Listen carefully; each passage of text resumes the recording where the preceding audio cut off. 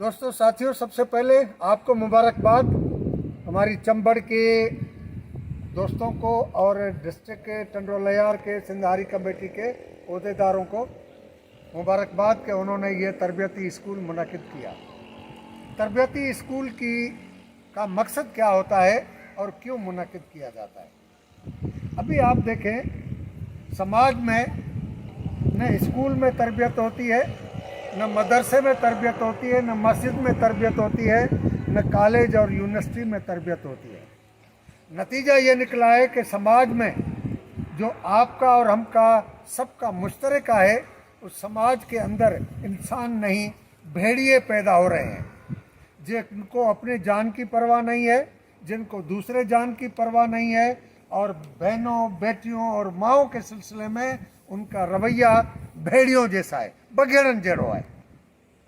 अब आपको ताज़ा वाक़या जो दोस्तों ने बताया, फातिमा फरड़ो, रानीपुर के पीर के हवेली में जो उसके साथ ज़्यादती हुई है, 10 साल की बच्ची, 10 साल की बच्ची के साथ पीर शराब में धुत होकर उसके साथ ज़्यादती करता है, और उस बच्ची का इतना खून में नहला जाती है और तड़प तड़प के मर जाती है। क्या उसके पास और औरतें नहीं हैं? कहते हैं कि 4-5 उसकी बीवियां हैं। और इन पीरों के लिए बड़े शहरों में उस तरह की मंडियां खुली हुई हैं। लेकिन ये इस मासूम के साथ क्यों किया जा रहा है? क्योंकि इंसान की तरबियत उस तरह की नहीं है।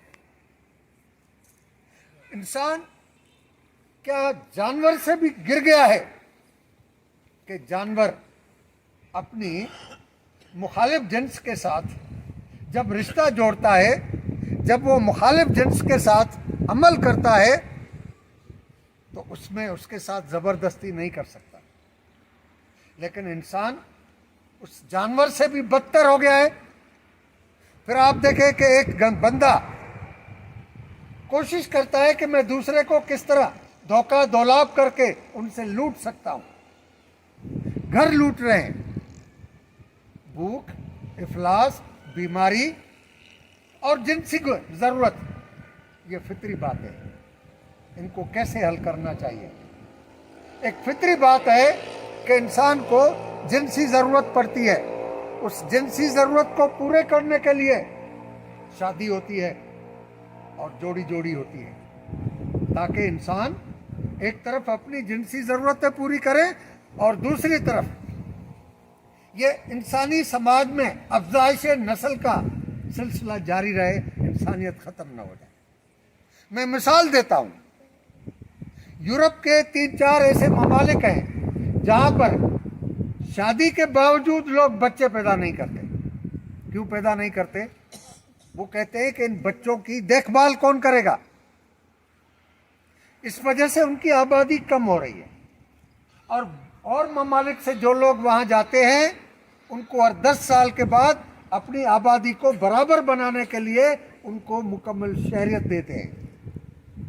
पहले रहाइश देते हैं, लेकिन 10 साल, 15 साल, 20 साल के बाद जब देखते हैं कि आबादी बिल्कुल कम हो गई है, तो उसको पूरा करने के लिए उनको मुकम्मल शहरी हुकूक देते हैं, शहरियत में शामिल करते हैं। क्योंकि ये इस समाज की ज़रूरत है कि इंसान जो है वो अफजाइश नस्ल करता रहे, लेकिन वो भी कितनी करे।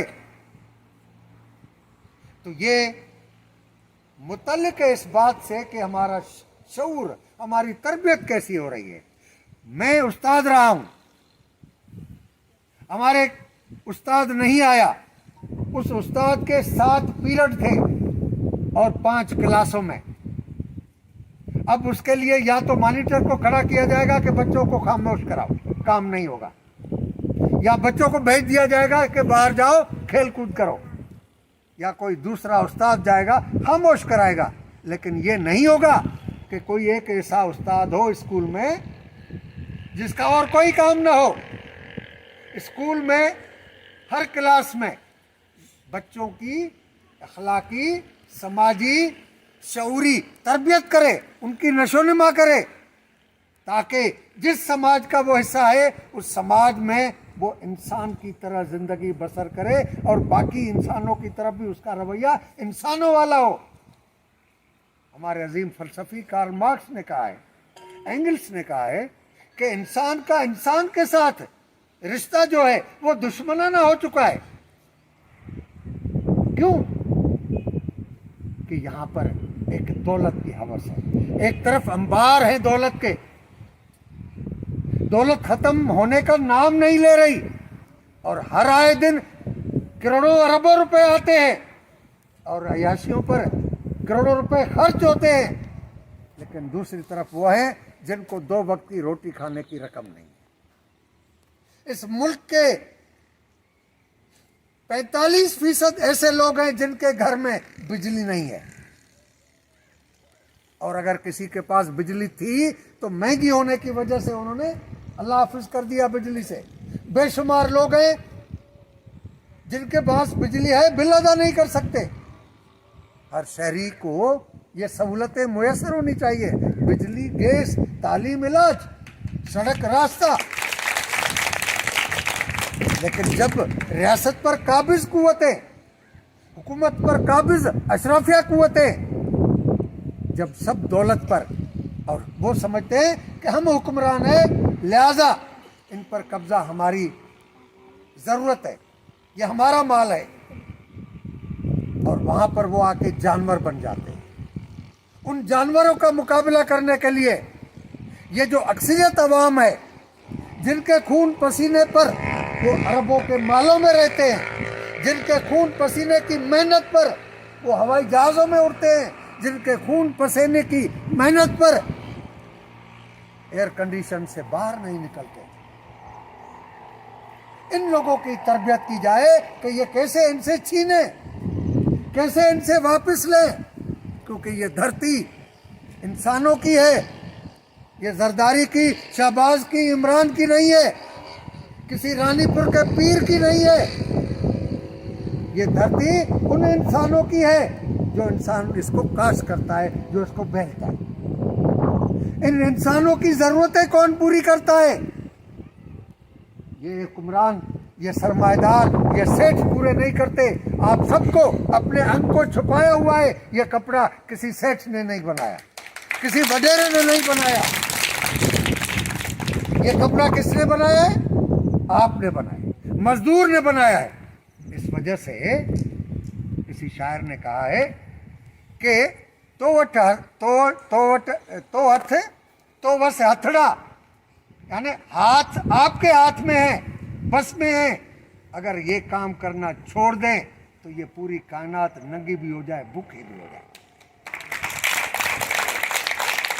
سوال یہ ہے کہ ان کی تربیت ہو، ان کو پتہ چلے کہ سفید پوش آدمی سامنے آتا ہے تو جھک جاتے ہیں، کیونکہ ان کے آباء و اجداد نے ان کو یہ سبق سکھایا کہ بڑی گاڑی پر گزرنے والا بندہ سفید کپڑے پہنے ہوئے ہوں، بڑی موبائل ہو ان کے پاس، اور 4 بندوق بردار اس کے ساتھ ہو تو سمجھو کہ یہ بڑا آدمی ہے۔ حقیقت یہ ہے کہ وہ بڑا آدمی نہیں ہے، وہ حرام خور آدمی ہے